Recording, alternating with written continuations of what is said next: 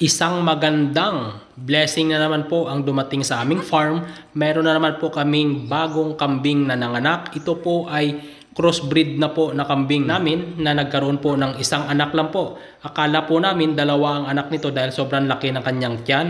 Pero makalipas ang isang oras at kalahati ay lumabas na rin po ang kanyang placenta at isa lang po ang kanyang anak. Makikita nyo po dito sa video na ito na mahina po ang baby goat namin dahil ito po ay crossbreed na po ito. Hindi po katulad ng mga native namin na kapag ito po ay bagong panganak, malakas na po, kaya na pong maglakad. Pero itong crossbreed na kambing, hindi po kaya maglakad. Kaya ang ginagawa po ng ibang farm, kapag hybrid at crossbreed ang kanilang kambing, ay nag-i-inject po sila ng B-complex at iron. Pero madalas ko ang sinasabi sa aking mga vlog na hindi nga po marunong mag-inject ang aking parents. Kaya ang atin pong gagawin, hintayin po natin na malinis po ng mama goat ang kanyang baby goat at mapadede po ito ng colostrum.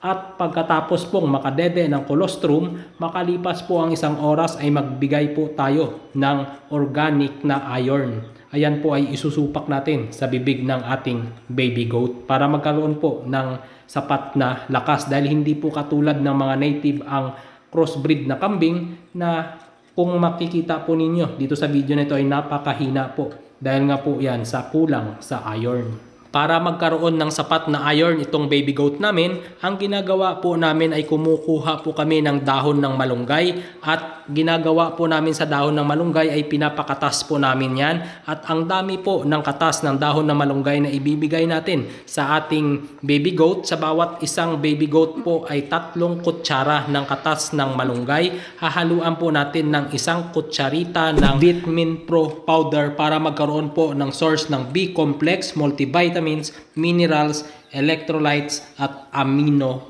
acids. Ang pagbibigay po nito sa ating baby goat para hindi po tayo mahihirapan, ilagay po natin sa ringgilya o sa syringe. Ayan pong nakikita ninyong syringe po ay nasa 15 ml po ang laman yan ng katas ng malunggay at 1 teaspoon ng Vitamin Pro powder. Dinilyot po namin dyan. Pinagsama po namin yung 3 kutsara ng katas ng malunggay at 1 teaspoon ng Vitamin Pro. Ayan po ang total niyan, nasa 15 ml. Isusupak po natin ng dahan-dahan sa bibig po ng ating alagang kambing. Makalipas po ang 2 linggo mula sa unang araw na pinanganak po ang ating baby goat, uulitin po natin ang pagbibigay ng 3 kutsara ng katas ng malunggay at 1 kutsarita ng Vitamin Pro powder para po ma-follow up po natin ang vitamins na atin pong ibibigay sa ating baby goat. At makalipas lang ang ilang minuto mula maisupak natin sa bibig ng ating alagang kambing ang binigay natin na